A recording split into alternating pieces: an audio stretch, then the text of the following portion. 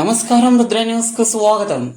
రాష్ట్ర వ్యాప్తంగా కురుస్తున్న అకాల వర్షాలు రైతులకు తీవ్ర నష్టాన్ని కలిగిస్తున్నాయి. సిద్దిపేట జిల్లా హుస్నాబాద్లో మంగళవారం సాయంత్రం అకస్మాత్తుగా ఈదురుగాలులు, ఉరుములు, మెరుపులతో మోస్తారు వర్షం కురిసింది. వర్షం దాటికి మార్కెట్ యార్డ్లో రైతులు ఆరబోసిన వరి ధాన్యం కొట్టుకుపోయింది. వరద నీటిలో కొట్టుకుపోతున్న ధాన్యాన్ని చూస్తూ రైతులు ఆవేదన వ్యక్తం చేస్తున్నారు.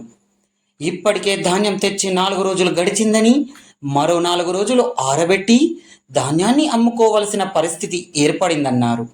ప్రభుత్వం తడిచిన ధాన్యాన్ని కొనుగోలు చేయాలని రైతులు వేడుకుంటున్నారు.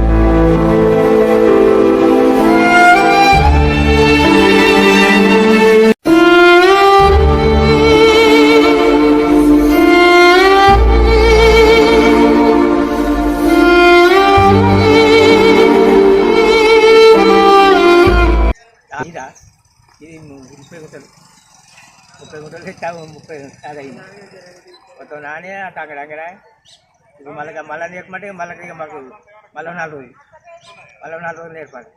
అప్పుడు 4 రోజులు, ఇప్పుడు 4 రోజులు మేము వచ్చి నేచర్ వచ్చింది. రేపైతే అక్కడ వర్షం వల్ల ప్రభుత్వం ఏమైనా దీన్ని తడిచిన వాటిలైనా కొంచెం కోరుతున్నాం. మళ్ళీ 4-5 రోజులు అయితే మళ్ళీ ఎండుతాయి. 4-5 రోజులు కాకముందుకే మీరు ఏమైనా నేచర్ వచ్చినా కొంచెం కోరుతున్నాం ప్రభుత్వం.